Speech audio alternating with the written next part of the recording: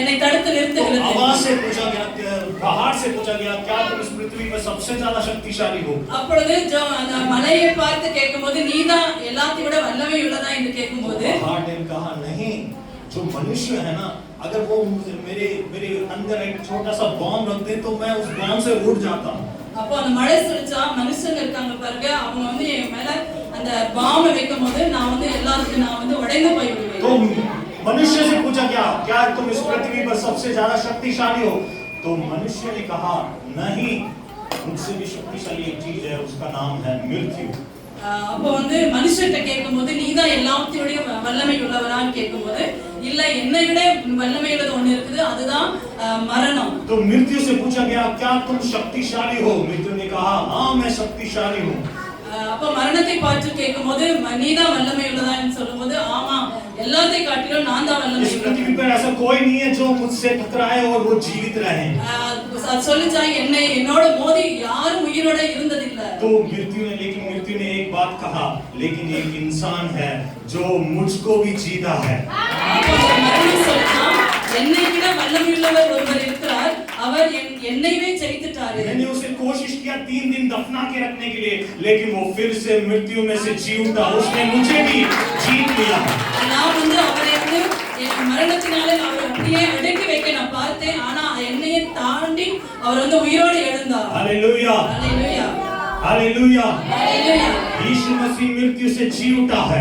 यीशु मरणத்திலிருந்து உயிர் தெழுந்தார். यीशु मसीह ने कहा मैं मर गया था, लेकिन अब सदा सर्वदा के लिए जीवित हूँ. यीशु சொல்கிறார் இதோ நான் மரித்தேன், ஆனாலும் सदा காலங்களில் உயிரோடு இருக்கிறேன். यीशु मसीह ने कहा मृत्यु और अधोलोक की कुंजियां मेरे पास हैं. यीशु சொல்கிறார் பாதாளத்தின் மரணத்தின் திறவுகோல்கள் என்னிடத்தில் இருக்கிறது. Hallelujah hallelujah hallelujah hallelujah.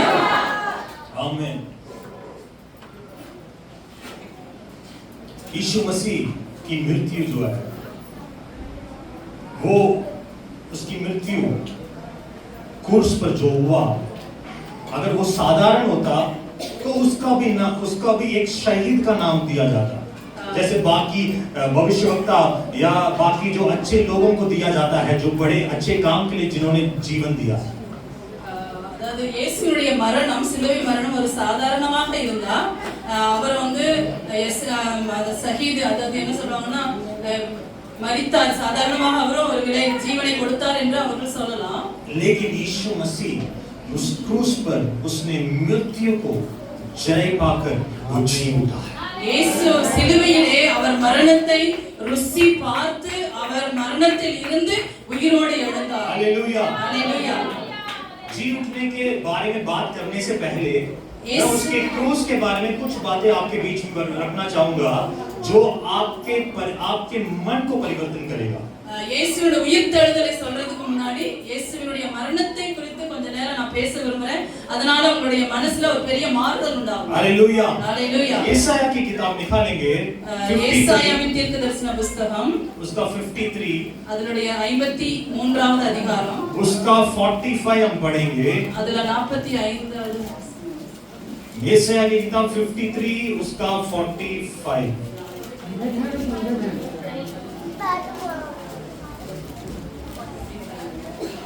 माफ कीजिए 45 नहीं 4 और 5. 4 और 5 53 इसमें 4 और 5 पढ़ेंगे. निश्चय उसने हमारे रोगों को सह लिया, जहां पर लिखा है हमारे, वहां पर आप अंडरलाइन कीजिए, और हमारे ही दुखों को उठा लिया. तो भी हमने उस परमेश्वर को मारा कूटा और दुर्दशा में पड़ा हुआ समझा, परंतु वह हमारे ही अपराधों के कारण घायल हुआ, हमारे ही अधर्म के कारण वह कुचला गया, हमारी ही शांति के लिए उस पर ताड़ना पड़ी और उसके घोड़े खाने से हम चंगे हो गए. ஏசாயா 53ஆம் அதிகாரம் 4-5வது வசனம். இதுல பார்க்கும்போது நம்முடைய என்ற வார்த்தையை நீங்கள் அண்டர்லைன் பண்ணிக்கொள்ளுங்கள். மெய்யாகவே அவர் நம்முடைய பாடுகளை ஏற்றுக்கொண்டு நம்முடைய துக்கங்களை சுமந்தார், நாமோ அவர் தேவனால் அடிபட்டு வாதிக்கப்பட்டு சிறுமைப்பட்டவர் என்று எண்ணினோம். நம்முடைய மீறுதல்களின் நிமித்தம் அவர் காயப்பட்டு நம்முடைய அக்கிரமங்களின் நிமித்தம் அவர் நொறுக்கப்பட்டார், நமக்கு சமாதானத்தை உண்டு பண்ணும் ஆக்கினை அவர் மேல் வந்தது, அவருடைய தழும்புகளால் குணமாகிறோம். Hallelujah hallelujah. वो क्रूस पर आप जो भी आप देखते हैं சிலுவையில நீங்க பார்க்கிறதெல்லாம் वो सब परमेश्वर अपने लिए नहीं मरा, இயேசு மசீஹ் ஆண்டவர் வந்து தனக்காக மரிக்கல, वो हमारे लिए मरा.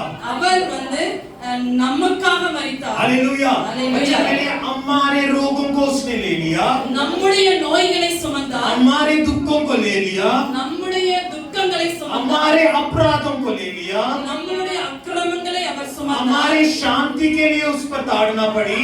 நமக்கு சமாதானத்தை உண்டு பண்ணும் ஆக்கினை அவர் और மேலே वचन வந்தது. में लिखा है बदले में उसने हमें क्या दिया, उसके घोड़े काने से हम चंगे होते हैं. அதனால நமக்கு என்ன கிடைத்தது? அவருடைய தழும்புகளாலே நாம் குணமாகிறோம். हालेलुया. हालेलुया. हालेलुया. हालेलुया. देखिए क्रूस, वो लकड़ी का क्रूस किस बात को दर्शाता है? वो अव्वा ने उस लकड़ी के पेड़ से उसने फल को खाया.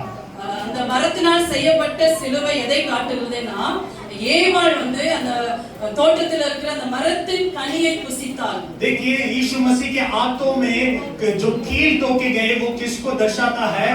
परमेश्वर ने मना करने के बावजूद भी अभिलाषा के कारण उसने हाथ बढ़ाकर उस फल को उठाकर खाया. இயேசுவினுடைய கைகளிலே ஆணிகள் கடாவப்பட்டது. அது எதை காட்டுகிறது என்றால், அவள் தன்னுடைய கைகளினாலே நீட்டி அந்த பழத்தை பறித்தாள். उसके पैरों में जो कील वो किस बात को दर्शाता है? यीशु मसीह ने कहा सांप तेरे पांव को, एड़ी को डसेगा, इसलिए परमेश्वर ने उससे भी अपने पांव में ले लिया.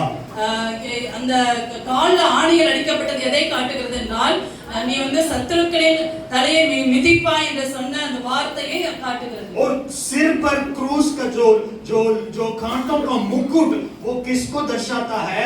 परमेश्वर ने कहा तेरे कारण, तेरे पाप के कारण ये पृथ्वी कांटे और उठकटारे क्या करेंगी? उग जाएंगी. उस श्राप को भी परमेश्वर ने अपने सिर पर ले लिया, उस कांटों का मुकुट को पहना. இயேசுவின் தலையில வைக்கப்பட்ட அந்த முள்முடி எதை காட்டுகிறது என்றால், அவங்க செய்த பாவத்தின் நிமித்தமாக இந்த பூமியானது முள்ளையும் குறுக்கையும் முளைப்பித்தது. அந்த சாபமாக இயேசு சிலுவையிலே தலையில சுமந்தார். हालेलुया. हालेलुया. हालेलुया. हालेलुया. मत्ती की किताब में लिखा है उसने हमारी निर्बलताओं को ले लिया, हमारी बीमारियों को उसने अपने ऊपर ले लिया. மத்தேயு புத்தகத்தில் எழுதப்பட்டிருக்கிறது, அவர் நம்முடைய பலவீனங்களை ஏற்றுக்கொண்டார், நம்மளுடைய துக்கங்களை சுமந்தார். हालेलुया. तो उसने हमारे सब कुछ उसने अगर ले लिया है तो ये गलत है या ये अन्याय रहेगा कि हम बीमारी में जिए, हम गरीबी में जिए. ये हो ही नहीं सकता. हालेलुया. ஆண்டவர் வந்து நம்முடைய நோய்களையும் நம்முடைய துக்கங்களையும் அவர் சுமந்துட்டார் என்றால், ஒருவேளை நமக்கு வியாதி நோய்கள் வருகிறது என்றால் இதில் ஏதோ ஒரு தவறு இருக்கிறது. हालेलुया. और उसने क्रूस पर वचन में लिखा है और जय जयकार की ध्वनि सुनाई. हालेलुया. வசனம் சொல்கிறது, இயேசு சிலுவையிலே வெற்றி சிறந்தார். हम कुछ वचनों को पढ़ेंगे. आज दो बातें मैं आपके बीच में रखना चाहूंगा. इस वचन पढ़ेंगे, ரெண்டு காரியங்களை முன்பாய் வைக்க விரும்புகிறேன். देखिए निकालेंगे यशायाह की किताब, माफ कीजिए, पहला कुरिन्थियों की किताब 1 கொரிந்தியர் उसका 15 है, 15 अधिकार 15வது அதிகாரம் उसका 12 हम पढ़ेंगे. 12வது வசனம். पहला कुरिन्थियों 15 उसका 12 पढ़ेंगे. इसलिए जब मसीह का यह प्रचार किया जाता है कि वे मरे हुए में से जी उठा, तो तुम में से कितने कैसे कहते हैं कि मरे हुए का पुनरुत्थान है ही नहीं? यदि मरे हुए का पुनरुत्थान है ही नहीं तो मसीह भी नहीं जी उठा. अगर मरे हुओं का पुनरुत्थान है ही नहीं तो मसीह भी नहीं जी उठा. हाँ, கிறிஸ்து மரித்தோரிலிருந்து எழுந்தார் என்று பிரசங்கிக்கப்பட்டிருக்க, மரித்தோரின் உயிர்த்தெழுதல் இல்லை என்று உங்களில் சிலர் எப்படி சொல்லலாம்? और 14 में लिखा है और यदि मसीह नहीं जी उठा तो हमारा प्रचार करना भी व्यर्थ है और तुम्हारा विश्वास भी व्यर्थ है. கிறிஸ்து எழுந்திருக்கவில்லை என்றால் எங்கள் பிரசங்கமும் விருதா, உங்கள் விசுவாசமும் விருதா. 16 में लिखा है यदि मुर्दे नहीं जी उठते तो मसीह भी नहीं जी उठा. 16வது வசனம் சொல்லுகிறது மரித்தோர் உயிர் தெழாவிட்டால் கிறிஸ்துவும் எழுந்திருக்கவில்லை. ध्यान से सुनिए 70वां वचन हम पढ़ेंगे. और यदि मसीह नहीं जी उठा तो तुम्हारा विश्वास व्यर्थ है और तुम अब तक पापों में फंसे हो. 17வது வசனம் சொல்லுகிறது கிறிஸ்து எழுந்திராவிட்டால் உங்கள் விசுவாசம் வீணாயிருக்கும் நீங்கள் இன்னும் உங்கள் பாவங்களில் இருப்பீர்கள். हालेलुया. ध्यान से सुनना, आप इस बात को ध्यान से सुनना. यहाँ पर क्या हुआ, दो प्रकार की मृत्यु के बारे में आज मैं आपके साथ बात करना चाहता हूँ. இன்னைக்கு வந்து இரண்டு விதமான மரணங்களை உங்களுக்கு முன்பாக நான் வைக்க விரும்புகிறேன். एक जो है वो आत्मिक मृत्यु है ஒரு மரணம் எதுனா அது நம்முடைய ஆவிக்குரிய और மரணம். दूसरा जो है वो शारीरिक मृत्यु है. இரண்டாவது ஒரு மரணம் என்றானா அது நம்முடைய சரீர பிரகாரமாக மரிப்பது. देखिए बाइबल में लिखा है कि अगर मसीह जी ना उठता तो हमारा विश्वास व्यर्थ है. வசனம் சொல்லுகிறது கிறிஸ்து எழுந்திராவிட்டால் उंगल विश्वासम वीणाई. देखिए हम मसीह लोग किस बात पर विश्वास करते हैं कि यीशु मसीह बाकी इंसानों की तरह मरा जरूर था. இயேசு நம்ம எப்படி ஆண்டவர் விசுவாசிக்கிறோம்னா எல்லாரையும் போலவும் இயேசு மரித்தார். वो कब्र में दफनाया गया जरूर था. இயேசுவும் அடக்கம் பண்ணப்பட்டார். लेकिन हमारा विश्वास का जो आधार है वो ये है कि वो मरकर तीसरे दिन फिर से जी उठा. நம்மளுடைய விசுவாசத்தின் ஆதாரம் எதுல இருக்குன்னா அவர் மரித்து உயிரோட எழுந்தார். हालेलुया. हम जितना ज्यादा क्रूस को मुख्यता देते हैं நம்ம எவ்வளவு அதிகம் சிலுவைக்கு முக்கியத்துவம் கொடுக்கிறோமோ उतना ही ज्यादा हमें उसके जी उठने का मुख्यता देना चाहिए. அவ்வளவு அதிகமாய் நம்ம இயேசுவின் உயிர்த்தெழுதலை குறித்து முக்கியத்துவம் हालेलुया. हालेलुया. अगर वचन में लिखा 17 में अगर यीशु मसीह ना जी उठता तो अब भी हम पापों में होते. 17ஆம் வசனம் சொல்லுகிறது கிறிஸ்து எழுந்திராவிட்டால் உங்கள் விசுவாசம் வீணாயிருக்கும் நீங்கள் இன்னும் உங்கள் பாவங்களில் இருப்பீர்கள். हालेलुया. लेकिन यीशु मसीह वो जी उठा है. ஆனாலும் இயேசு கிறிஸ்து உயிரோட எழுந்தார். हालेलुया. हालेलुया. दो प्रकार की मृत्यु के बारे में मैं आपके बीच में बांटना चाहूंगा. இரண்டு வித மரணங்களை குறித்து உங்களுக்கு முன்பாக நான் பேச விரும்புகிறேன். जब आदम ने पाप किया, ஆதாம் பாவம் செய்யும் பொழுது जब उसने उस फल को लेकर खाया, அந்த பழத்தை எடுத்து அவர்கள் புசிக்கும்போது परमेश्वर ने पहले ही कह दिया था कि जब तुम इस फल को खाओगे तुम मर जाओगे. ஆண்டவர் முதல்லயே அவர்களுக்கு சொல்லி இருந்தார் இந்த பழத்தை நீங்க சாப்பிட்டால் சாகவே சாவீர்கள். और जब उन्होंने वो उस आज्ञा को नहीं माना, அவர்கள் வந்து அந்த கட்டளைக்கு கீழ்ப்படியவில்லை, उस फल को खाया, அந்த பழத்தை புசித்தார்கள். वो पाप की ओर आकर्षित करता है. அது வந்து எதை காட்டுகிறதுனா பாவம் அவர்களை எடுத்துக்கொண்டது. और वचन में लिखा है पाप की जो मजदूरी है वो मृत्यु है. பாவத்தின் சம்பளம் மரணம் என்று வசனம் சொல்லுகிறது. जब हम परमेश्वर की आज्ञा नहीं मानते हैं, நம்ம எப்பொழுதெல்லாம் ஆண்டவருடைய கட்டளைக்கு கீழ்ப்படியாமல் இருக்கிறோம், वो एक पाप का चिन्ह है. அது வந்து ஒரு பாவத்துக்கு அடையாளமாக और जो இருக்கிறது. पाप है वो मृत्यु को उत्पन्न करता है. அந்த பாவம் மரணத்தை கொண்டு வருகிறது. बाइबल में लिखा है जब आदम और हव्वा ने पाप किया उन्होंने उस मृत्यु को चखा. வசனம் சொல்கிறது ஆதாமும் ஏவாளும் அந்த பாவத்தை செய்யும் பொழுது அவர்கள் மரித்தார்கள். ध्यान से सुनिए क्या हुआ, वो मृत्यु उनके स्पिरिट में भी गई और उनकी मृत्यु वो शरीर में भी गया. मतलब उनके அவர்களுடைய மரணம் வந்து ஆவிக்குரிய மரணமாகவும் சரீர பிரகாரமான மரணமாகவும் இருக்கு. देखिए परमेश्वर ने कभी भी मृत्यु को नहीं बनाया था. ध्यान से सुनना. ஆண்டவர் வந்து அந்த எப்போதுமே வந்து மரணத்தை அவர் சிருஷ்டிக்கவே இல்லை. मतलब उसने मृत्यु को कभी नहीं बनाया. மரணத்தை சிருஷ்டிக்கவே இல்லை. मृत्यु उसके दिमाग में ही नहीं था. மரணம் அவருடைய சிந்தனையிலேயே இல்லை. हालेलुया. वचन में लिखा चोर जो है चोरी करने, घात करने और नष्ट करने आता है, लेकिन परमेश्वर के बारे में लिखा है वो बहुतायत का जीवन देने आया. வசனம் சொல்கிறது திருடன் திருடவும் கொல்லவும் அழிக்கவுமே அன்றி வேறு ஒன்றுக்கும் வரான், நானோ ஜீவன் உண்டாயிருக்கவும் அந்த ஜீவன் பரிபூர்ணப்படவும் வந்தேன். मृत्यु परमेश्वर की योजना में नहीं था. நல்ல கவனமா கேளுங்க, ஆண்டவருடைய சிந்தனையிலே மரணம் என்பதே இல்லை. तभी आपस में परमेश्वर ने आपस में बात किया जब आदम ने फल को खाया, आदम एवा ने फल को खाया उस ज्ञान के वृक्ष को, तब परमेश्वर ने आपस में बात किया, अगर हम इसको बाहर नहीं निकालेंगे तो ये जीवन के वृक्ष को भी खाकर हमारे जैसे अमर हो जाएंगे। और परमेश्वर आपस में ऐसे बातें कर रहे थे और सारे தங்களுக்குள்ள பேசிக் கொண்டார்கள். இவர்கள் வந்து பழத்தை புசித்த இன்னொரு ஜீவன் का वृक्ष जीव விருட்சத்தின் கனி அவங்க புசித்தாங்கன்னா நம்மளே போலவே இவர்களும் जीवनोड़वे இருப்பார்கள் என்று சொல்லி தோட்டத்தை விட்டு तो ध्यान से सुनिए, परमेश्वर की योजना में कभी भी मृत्यु नहीं लिखी हुई थी. ஆண்டவருடைய சிந்தனையிலே மரணம் என்பதே இல்லை. लेकिन मृत्यु कैसे आया? ஆனாலும் மரணம் எப்படி வந்தது? रोमियो की किताब निकालेंगे, ரோமர் புத்தகத்தை எடுத்துக்கொள்வோம். उसका 5 ஐந்தாம் அதிகாரம் उसका 12 हम पढ़ेंगे. रोमियो की किताब ரோமர் ஐந்தாம் அதிகாரம் 12வது வசனம். इसलिए ध्यान से सुनिए, एक मनुष्य के द्वारा पाप जगत में आया और पाप के द्वारा क्या आई? हालेलुया. வசனம் சொல்கிறது, இப்படியாக ஒரே மனுஷனாலே பாவமும் பாவத்தினாலே மரணமும் உலகத்திலே வந்தது. हालेलुया. एक मनुष्य के द्वारा मृत्यु आई. ஒரு மனிதனாலே மரணம் வந்தது. लेकिन वो परमेश्वर की योजना नहीं थी. ஆனால் இது வந்து ஆண்டவருடைய யோசனையிலே இல்லை. मनुष्य ने पाप किया और पाप का जो प्रतिफल था वो मृत्यु है. மனிதன் பாவம் செய்தான், பாவத்தினுடைய விளைவுதான் மரணம். हालेलुया.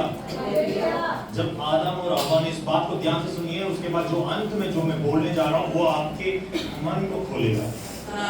மரணத்தை பற்றி உங்களுக்கு நான் ஆதாம் ஏவாள் அந்த மரணத்தை பற்றி சொல்லும்போது உங்களுடைய மனது திறக்கப்படும். देखिए, जब आदम और हव्वा ने पाप किया, ஆதாம் ஏவாள் பாவம் செய்யும் பொழுது उनकी जो आत्मा थी, जो परमेश्वर से बात करने की जो आत्मा थी, वो मर चुकी थी. ஆண்டவரோடு கூட ஐக்கியப்படுகிற பேசுகிறதான உள்ளான அந்த ஆத்மா மரித்து விட்டது. और उनका शरीर जो जीवित था, அவங்களுடைய சரீரம் உயிரோட இருந்தது. वो कुछ सालों के लिए ही जीवित था. அந்த சரீரமும் கொஞ்ச நாட்களுக்காகத்தான் உயிரோட இருந்தது. हालेलुया. और इसी को परमेश्वर हराने के लिए, मिटाने के लिए ही वो स्वर्ग से उतरा. இந்த மரணத்தை ஆண்டவர் வந்து ஜெயிக்கும்படியாகத்தான் இயேசு கிறிஸ்து பரலோகத்தை துறந்து இந்த உலகத்துக்கு வந்தார். हालेलुया. ध्यान से, पाप के कारण ही ये बीमारियां आती हैं. பாவத்தினாலதான் வியாதி நோய்கள் पाप के வருகிறது. कारण ही श्राप आता है. பாவத்தினாலதான் சாபம் வருகிறது. पाप के कारण ही गरीबी है. பாவத்தினாலதான் ஏழ்மை और வருகிறது. उन सब का जो लिंक जो जुड़ा हुआ है वो मृत्यु के साथ जुड़ा हुआ है. இந்த காரியம் எல்லாம் எதை நோக்கி கொண்டு போகிறது என்றால் மரணத்தை நோக்கி. और इस परमेश्वर सिर्फ सूली पर मरने के लिए नहीं आया. இயேசு கிறிஸ்து சிலுவையிலே மரிப்பதற்காக மட்டும் வரல. वो वचन में लिखा, वो मृत्यु को जीतने के लिए आया. இயேசு கிறிஸ்து மரணத்தை ஜெயிப்பதற்காக வந்தார். मृत्यु को जीतने के लिए क्या करना होगा? पुनर्स्थान होना होगा. மரணத்தை ஜெயிக்க வேண்டும் என்றால் என்ன செய்யணும் அப்படின்னா உயிர் தழ வேண்டும். हालेलुया. इसलिए वो मरकर तीसरे दिन जी उठा. அதனாலதான் இயேசு மரித்தார், மூன்றாவது நாள் உயிரோட எழுந்தார். वचन में जैसे रोमियो की किताब हमने पढ़ा 5 उसके 12 में, ரோமர் 5:12 வசனம் சொல்லுது, मनुष्य के द्वारा पाप जगत में आया ஒரே மனுஷனாலே பாவம் और வந்தது, पाप के द्वारा मृत्यु आई. அந்த பாவத்தினாலே மரணம் உலகத்திலே பிரவேசித்தது. मृत्यु कैसे होती है? जब हम बूढ़े होते हैं उसके बाद मृत्यु आती है. மரணம் எப்பொழுது வருகிறது? நம்ம வந்து வயதாகும்போது மரணம் வருகிறது. मेरा बोलना आश्चर्य होगा, लेकिन बुढ़ापा भी परमेश्वर की योजना में नहीं था. நான் வந்து சொல்ற விஷயத்தை நல்லா கவனிங்க. ஆண்டவர் நம்மளுடைய அந்த வயதான அந்த சூழ்நிலை கூட ஆண்டவருடைய மனதில இல்லை. हालेलुया. हालेलुया.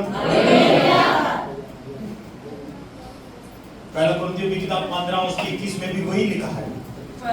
முதல்ல 1 கொரிந்தியர் 15 அதுல வந்து 21வது வசனம். वचन में पढ़ेंगे 21வது வசனம்.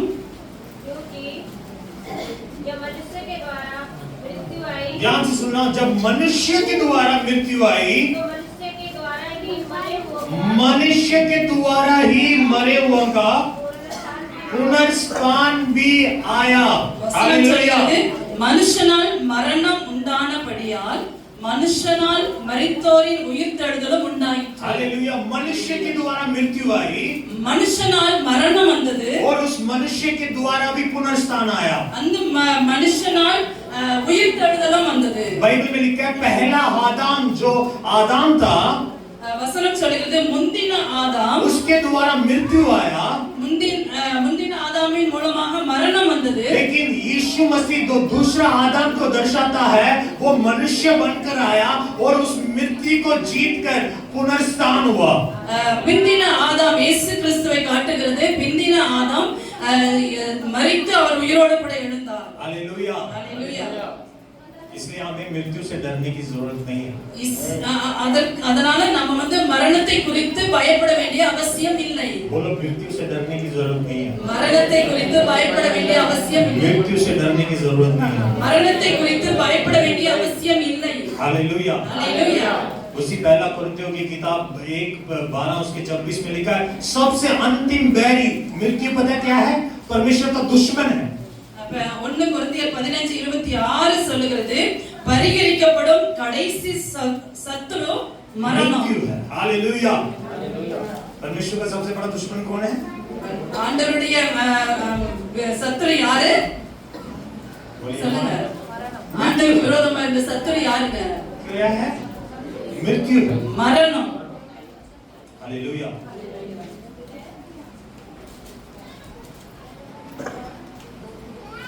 हालेलुया।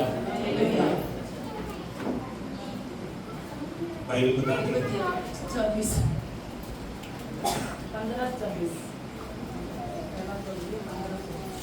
हालेलुया।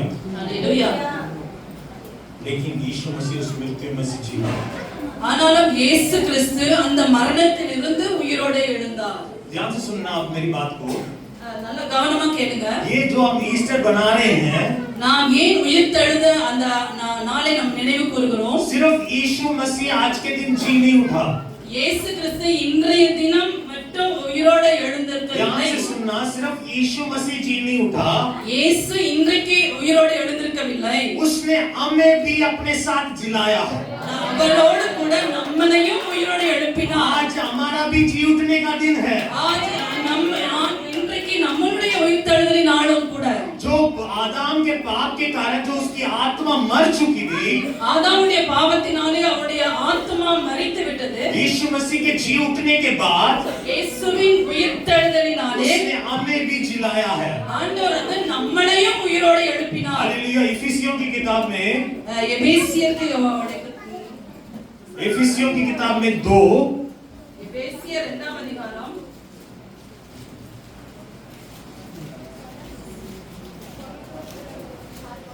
पहले वचन से हम पढ़ेंगे।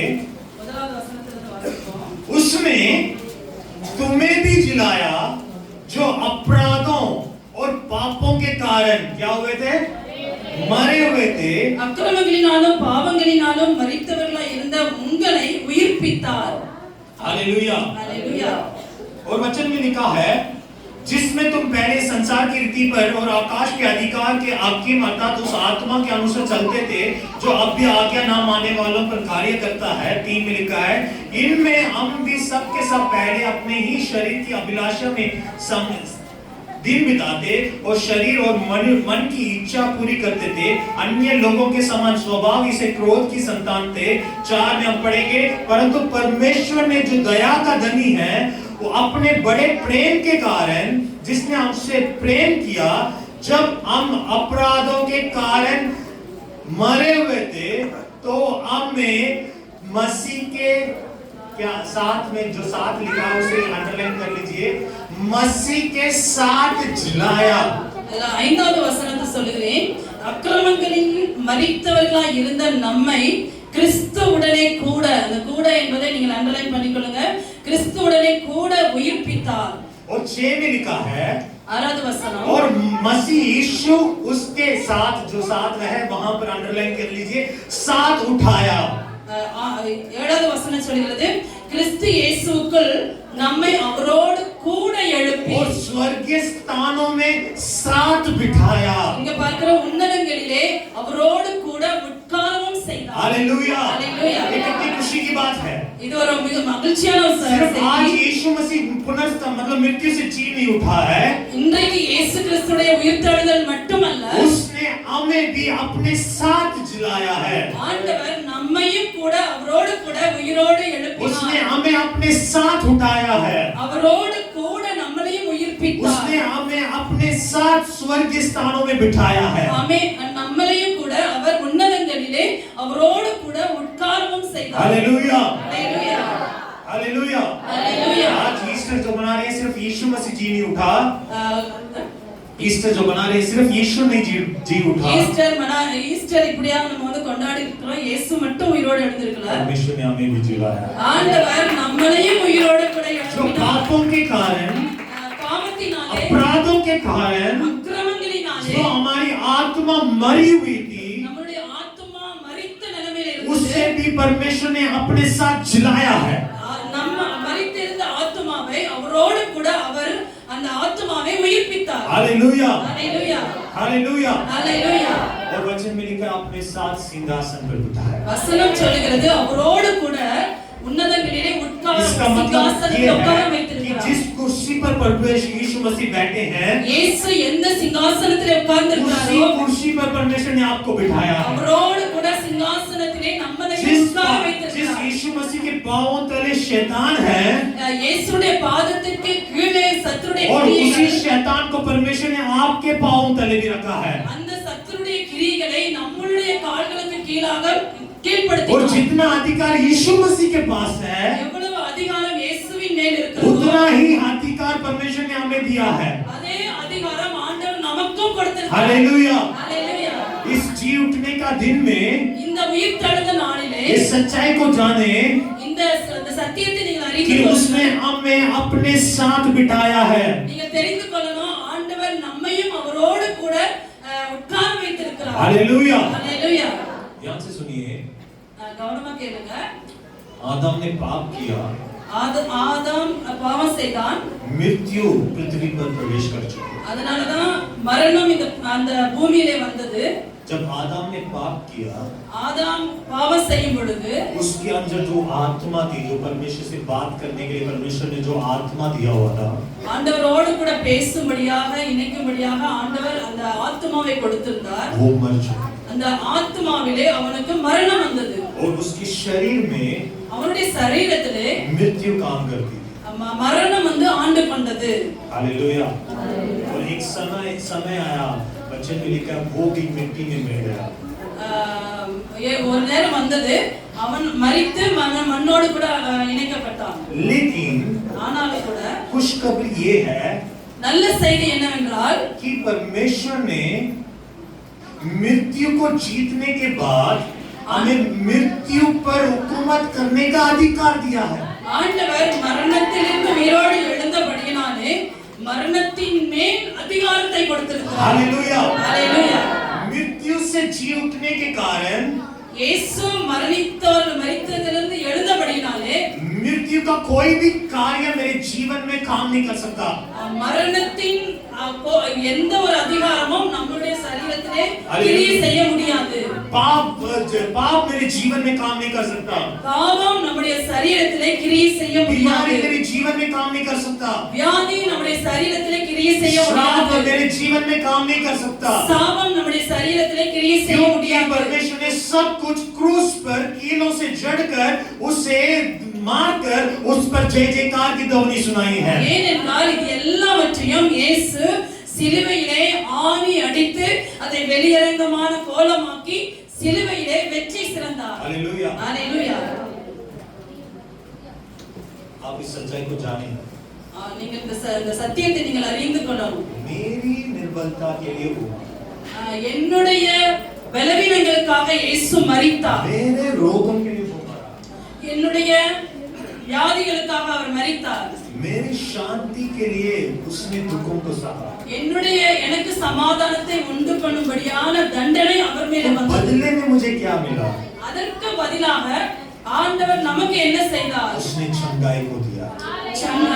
சுகத்தை इस கொடுத்தார். बात को जाने, बीमारी आपके शरीर में आने का उसका कोई हक नहीं है। உங்களுடைய சரீரத்திலே வியாதி வருவதற்கு எந்த அதிகாரமும் இல்லை. निर्बलता आपके शरीर में काम करने का कोई हक नहीं है. பலவீனம் உங்கள் சரீரத்தை தொடுவதற்கு எந்த அதிகாரமும் இல்லை. श्राप आपके जीवन में काम करने का कोई हक नहीं है. சாபம் உங்கள் சரீரத்துல வருவதற்கு எந்த அதிகாரமும் இல்லை. शैतान आपके जीवन में काम करे, आपके शरीर में काम करे, उसके पास कोई अधिकार नहीं है, उसके पास कोई हक नहीं है. சத்துரு உங்கள் சரீரத்துல கிரியை செய்வதற்கு வியாதி கொண்டுவதற்கு எந்த அதிகாரமும் இல்லை. क्योंकि जिस जगह पे मुझे होना चाहिए था, उससे परमेश्वर ने मेरी जगह को लेकर उस युद्ध को उसने जीता है. எந்த இடத்துல நான் அந்த தண்டனை பெற வேண்டுமோ அந்த இடத்தின் தண்டனையை இயேசு கிறிஸ்து ஏற்றுக்கொண்டு வெற்றி சிறந்தார். हालेलुया. हालेलुया. अब हमारी आत्मा क्या होगी? जी उठी. இப்பொழுது நம்முடைய ஆத்மாவானது உயிர்ப்பிக்கப்பட்டிருக்கிறது. हालेलुया. हालेलुया. ध्यान से सुनिए, हमारी आत्मा जो है वो क्या हुई है? நல்ல கவனமா கேளுங்க. உங்களுடைய ஆத்மா இப்ப என்ன ஆயிருக்குதுன்னா உயிர்ப்பிக்கப்பட்டிருக்கிறது. अब इस शरीर को भी जिलाना जरूरी है. உங்களுடைய சரீரத்தையும் நீங்கள் உயிர்ப்பிக்க வேண்டும். ध्यान से सुनना, इस शरीर को भी जिलाना. நல்ல கவனமா கேளுங்க. உங்களுடைய சரீரமும் உயிர்ப்பிக்கப்பட வேண்டும். जब यीशु मसीह, ध्यान से सुनिए इस प्रकाशन को, जब यीशु मसीह मर कर जी उठे थे, கவனமா கேளுங்க. இயேசு மரித்து உயிரோடு கூட எழுந்தார். वो उस महिमा भरी शरीर में था. அதுக்கு அப்புறமா பார்க்கும்போது அவருடைய சரீரமானது ஒரு மகிமையின் சரீரமா இருந்தது. तब लोगों ने, जब यीशु मसीह अचानक से उस बंद दरवाजे में आ गया था, उस कमरे में आ गया, இயேசு உயிர் தெழுந்த பிறகு கதவு அடைக்கப்பட்ட அந்த அறைக்குள்ளே அவர் உள்ளே வந்தார். तो जो चेले थे वो डर गए थे. அங்கிருந்த சீஷர்கள் எல்லாம் तो பயந்துட்டாங்க. उन्होंने सोचा कोई भूत आ गया है. சீஷர்கள் எல்லாம் பயந்து ஏதாவது ஒரு பேய் வந்துருச்சுன்னு लेकिन நினைச்சாங்க. यीशु मसीह ने कहा, ஆனால் இயேசு சொன்னார், उसने अपने शरीर को दिखाया.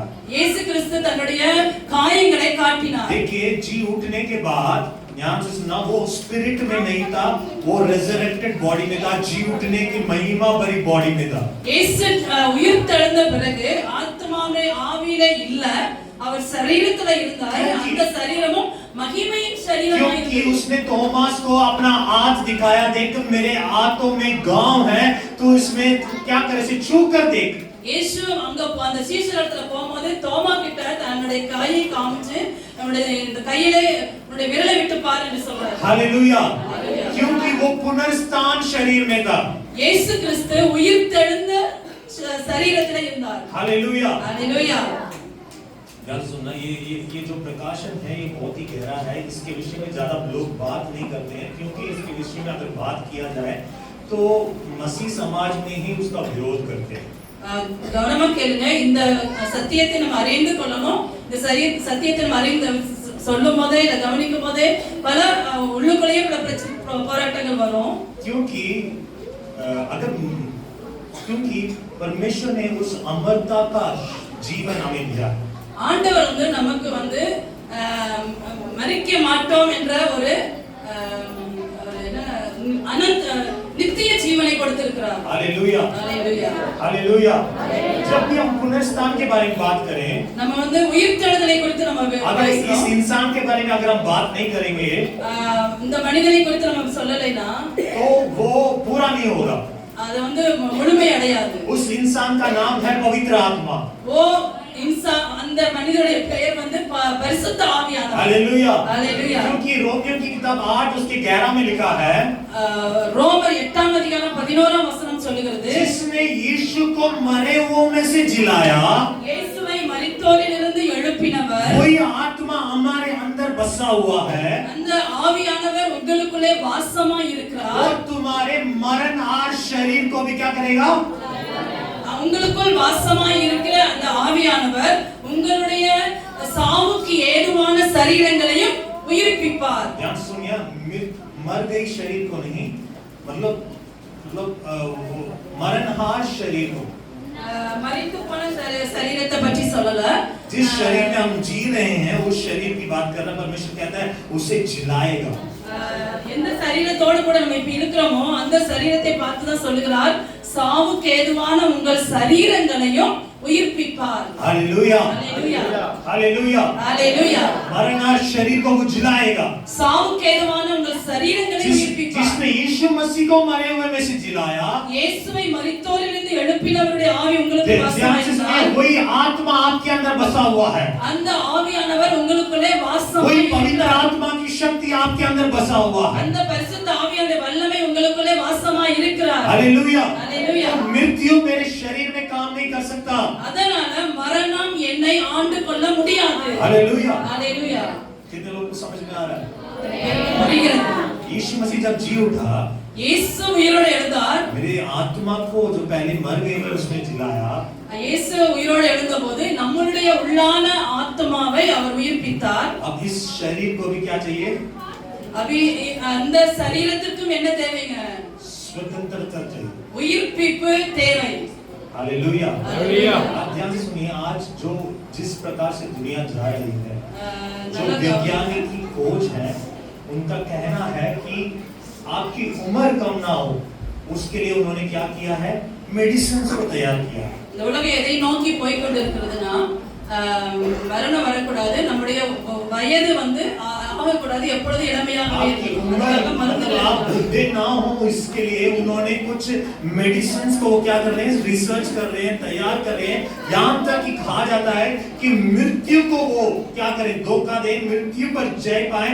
इसलिए वो कुछ ऐसे डीएनए, ऐसे सर्च, ऐसे साइंटिस्ट जो वैज्ञानिक हैं, वो मतलब लगे हुए हैं।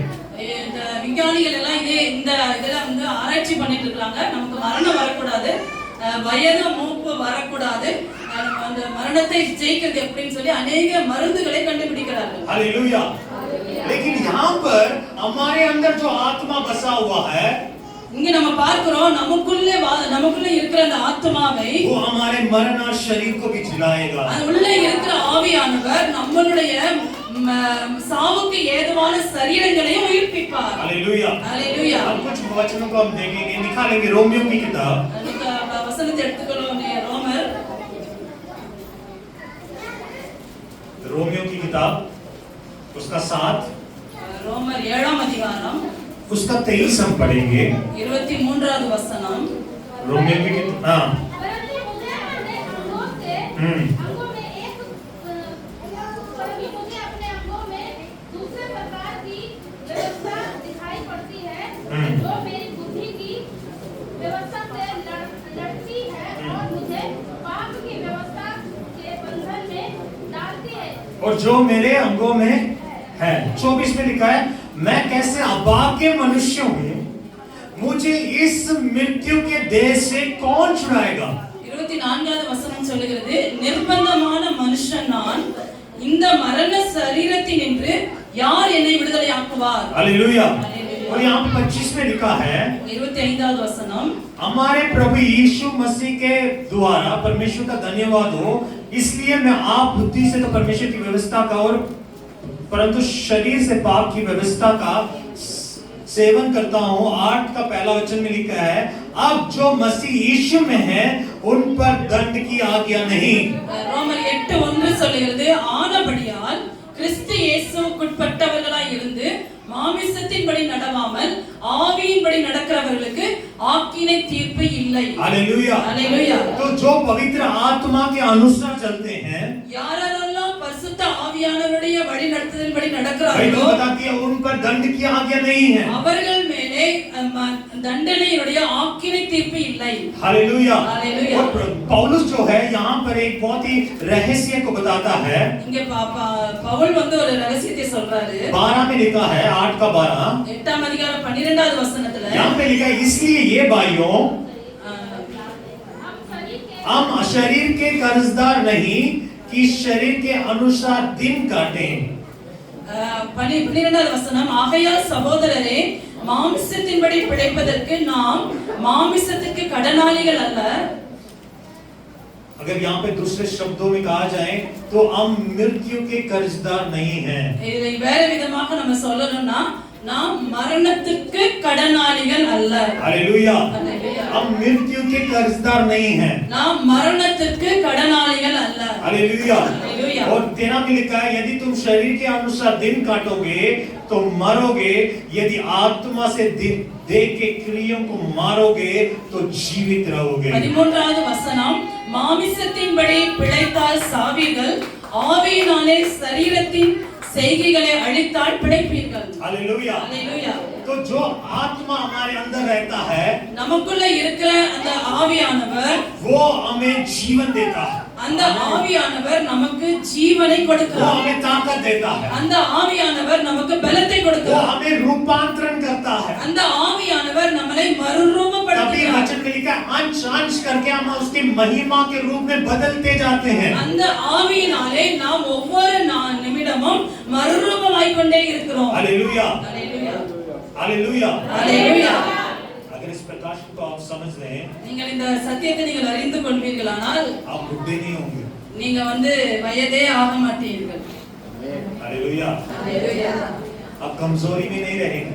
நீங்கள் வியாதிப்பட மாட்டீர்கள். देखिए, ये जो बूढ़ा होना है, या ये उम्र बढ़ना है, या ये जो पाप है, ये जो बीमारी है, ये सब किसका प्रतिफल है? पाप का प्रतिफल है, जो हमें कहाँ लेके जाता है? मृत्यु के लिए लेके जाता है। இந்த வயது மூப்பு இல்லாட்டி வியாதிப்படுகிறது, பலவீனப்படுகிறது, இதெல்லாம் எதனுடைய சாபம் வருகிறது? இதெல்லாம் எதனால் என்றால் பாவத்தின் நிமித்தமாக, அது நிமித்தமாக மரணத்தை கொண்டு வருகிறது. हालेलुया।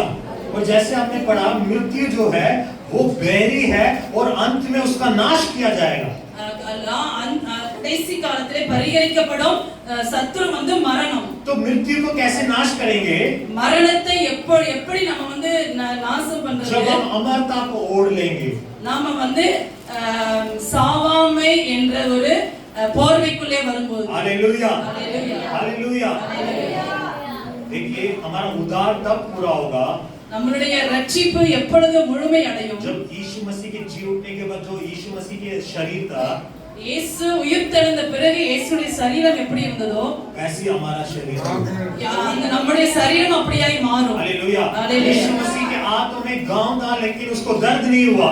இயேசுவின் கைகளில் காயங்கள் இருந்தது, ஆனா அவருக்கு வலி இல்லை. वो महिमा भरा शरीर था, அவருடைய சரீரம் ஒரு மகிமையின் சரீரமாய் वो मृत्यु को जय पाया हुआ शरीर था। அது மரணத்தை ஜெயித்த ஒரு சரீரமாய். हालेलुया। हालेलुया। इसलिए जो आत्मा आपके अंदर रहता है, உங்களுக்குள் வாசமாயிருக்கிற பரிசுத்த ஆவியானவர், वो आपको इन चीजों से जीतने की शक्ति प्रदान करता है। அந்த ஆவியானவராலே இந்த காரியங்கள் எல்லாவற்றின் மேலும் ஜெயம் எடுக்க ஆண்டவர் உங்களை கிருபை செய்கிறார். हालेलुया। हालेलुया।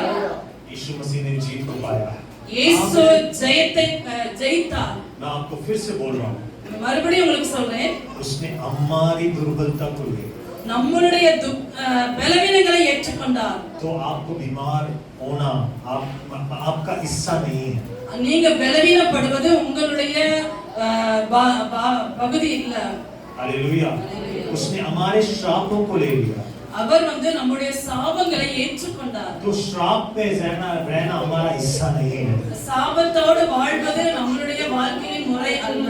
हालेलुया। हालेलुया। उस सब पर उसने जय पाया। இயேசு கிறிஸ்து இந்த எல்லாவற்றின் மேலும் ஜெயம் எடுத்தார். उसके बदले में परमेश्वर ने हमें चंगाई दिया, அதற்கு பதிலாக இயேசு நமக்கு சுகத்தை கொடுத்திருக்கிறார். उसके लहू के द्वारा हमें चंगाई मिलती है, இயேசுவின் இரத்தத்தினாலே நமக்கு சுகம் கிடைக்கிறது. उसके शरीर के द्वारा हमें मुक्ति मिलती है। இயேசுவினுடைய சரீரத்தினாலே நமக்கு ஒரு விடுதலை கிடைக்கிறது. आखिर में एक बात बोलकर खत्म करूंगा, கடைசியாக ஒரு வார்த்தை சொல்லி முடிக்கிறேன். उसका लहू, இயேசுவுடைய இரத்தம், उसका शरीर, அவருடைய சரீரம் वो बहुमूल्य है। விலையேற பெற்றது. जो हम प्रभु भोज लेते हैं, நம்ம திருவிருந்தை எடுக்கும் பொழுது वो बहुमूल्य है। அது விலையேற பெற்ற ஒன்று. बहुत लोग मुझसे बोलते हैं, அநேகர் எப்படியா சொல்றாங்க, जो बीमार होते हैं वो प्रार्थना करने के लिए बोलते हैं, வியாதிப்பட்டுட்டு எனக்காக ஜெபம் பண்ணுங்க. तो मैं उनसे एक ही बात कहता हूँ, मैं அவங்கள்ட்ட ஒரு காரியத்தை जैसे சொல்றேன். आप 3 बार दवाई लेते हैं, सुबह दोपहर शाम, நீங்க வியாதிப்படும் போது காலையில மத்தியானம் சாயந்திரம் 3 நேரம் மருந்துகள் எடுக்கிறோம். ऐसी 3 बार அதே போல 3 நேரமும் प्रभु भोज को ले। आप प्रभु भोज को திருவிருந்தை நீங்க எடுங்க. लेकिन ज्यादा उस पर क्यों कभी उसे वो लागू नहीं करते, उसे मानते नहीं। அநேகர் அதை ஏற்றுக்கொள்வதில்ல. उन्हें जितना ज्यादा दवाई पर भरोसा है, उतना परमेश्वर के उस लहू पर, उस शरीर पर भरोसा नहीं है। அவங்களுக்கு எவ்வளவு அதிக மருந்து மேல நம்பிக்கை இருக்குதோ அதை விட ஆண்டவர் மேல நம்பிக்கை இல்ல. हालेलुया। यूहन्ना की किताब 6 में लिखा है, जो मेरे शरीर को खाता, मेरे लहू को पीता, उसमें हमेशा का आनंद जीवन बना रहेगा। யோவான் 6 அதிகாரத்துல சொல்லப்பட்டிருக்கிறது, ரத்தத்தையும் புசிக்கிறவனுக்கு மரணம் இல்லை, அவர்கள் எப்பொழுதும் பிழைப்பார்கள். हालेलुया। हालेलुया। परमेश्वर के ऐसे दास हैं जो महिमा में चले गए हैं, वो दिन प्रतिदिन रोज प्रभु भोज लिया करते थे और 90 साल 100 साल बिना बीमारी के, बिना निर्बलता के, बिना कमजोरी के वो जिए। சில ஆண்டவருடைய பரிசுத்தவான்கள் இப்படியாக இருந்தாங்க. ஒவ்வொரு நாளும் அவங்க வந்து திருவிருந்தை ஆண்டவருடைய பந்தியை அனுசரித்தாங்க, அதை பங்கெடுத்து கொண்டாங்க. அதனால அவர்கள் 100 வயது 90 வயது வரைக்கும் எந்த வியாதி படல, நோய்வாய்ப்படல, ஆண்டவர் நல்ல சுகத்தோடு இருந்தார்கள். डॉक्टर के पास जाते हैं आप, 1000 रुपए खर्च करते हैं, 2000 खर्च करते हैं, दवाई लेके आते हैं, लेकिन वो काम नहीं करता, फिर दूसरे डॉक्टर के पास जाते हैं।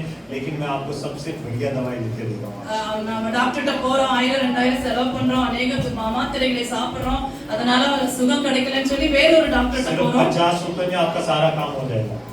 அவங்க உங்களோட வந்து 50 ரூபாயில உங்களுடைய வியாதி எல்லாம் சரியாயிடும். एक ब्रेड ले, நீங்க வந்து ஒரு ரொட்டி எடுத்துக்கொள்ளுங்க, ग्रेप्स का जूस ले, கிரேப்ஸ் ஜூஸ் எடுத்துக்கொள்ளுங்க, 5 चंगाई के बारे में वचन को ले, பைபிள்ல இருந்து ஒரு 5 சுகத்தை குறித்ததான வசனங்களை எடுத்துக்கொள்ளுங்க. बीमार होते हैं 3 बार आप दवाई लेते हैं, நீங்க வியாதிப்படும் போது நீங்க 3 நேரமும் மாத்திரை சாப்பிடுறீங்க. डॉक्टर बोलता है खाने के पहले लेना है, खाने के बाद में लेना है, डॉक्टर सोने से पहले लेना है, सोने के बाद में लेना। इतना ज्यादा वो बातें बोलता है। டாக்டர் இப்படியா சொல்றாங்க, இது வந்து சாப்பிடுறதுக்கு முன்னாடி எடுக்கணும், சாப்பிடுறதுக்கு அப்புறம் எடுக்கணும், தூங்கி எந்திரிச்சு எடுக்கணும், தூங்குறதுக்கு முன்னாடி எடுக்கணும் எல்லாம் சொல்றாங்க मैं சார். कहता हूँ 5 परमेश्वर के वचन को जो चंगाई के बारे में है ले लो। நான் உங்களுக்கு சொல்றேன், நீங்க பைபிள்ல இருந்து ஒரு 5 सुगम கிடைக்கக்கூடிய வசனங்களை எடுத்துக்கொள்ளுங்க. 3 बार नहीं, दिन के अगर एक भी बार सिर्फ 15 मिनट परमेश्वर के उस वचन पर मनन करो जो लहू के बारे में है, जो चंगाई के बारे में है, और परमेश्वर के लहू को, उसके शरीर को मनन करके खा के देखो, आपके शरीर में कोई बीमारी प्रवेश नहीं करेगी। இதை நீங்க செக் பண்ணி செய்து பாருங்க.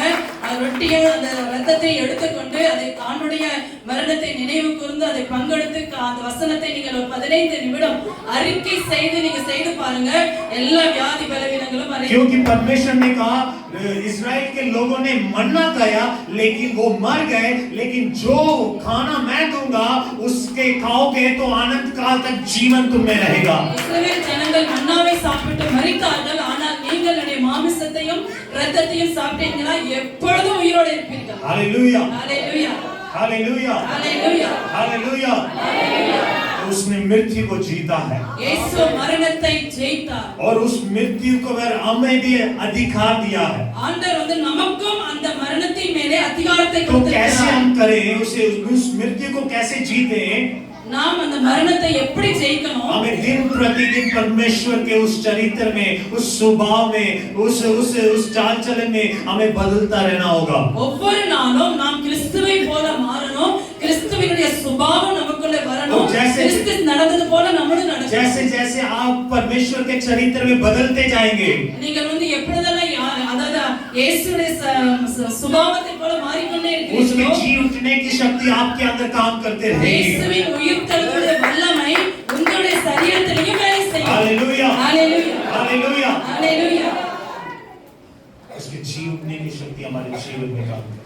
ஆண்டவருடைய உயிர்த்தெழுதலின் வல்லமை உங்களுக்குள்ளே வல்லமையாய் கிரியை செய்யும். जिस इंसान को, जिस आत्मा ने यीशु को मरे हुओं में से जिलाया, वही पवित्र आत्मा आपके अंदर बसा हुआ है। இயேசு கிறிஸ்துவை மரித்தோரிலிருந்து எழுப்பினவருடைய ஆவி உங்களுக்குள் வாசமாய் इसका இருந்தால் मतलब पुनरुत्थान की शक्ति आपके अंदर मौजूद है। உங்களுக்குள்ளேயும் அந்த உயிரோடு எழும்பக்கூடிய அந்த வல்லமை இருக்கிறது. पुनरुत्थान की शक्ति आपके अंदर मौजूद है। உயிர்த்தெழுதலின் வல்லமை உங்களுக்குள்ளே கிரியை செய்கிறது. हालेलुया। हालेलुया। आने वाले दिनों में வருகிற நாட்களில் आपके अंदर जो पुनरुत्थान की शक्ति है, உங்களுக்குள்ளே இருக்கிற அந்த உயிர்த்தெழுதலின் वो வல்லமை दूसरे लोगों को जीवन देगा।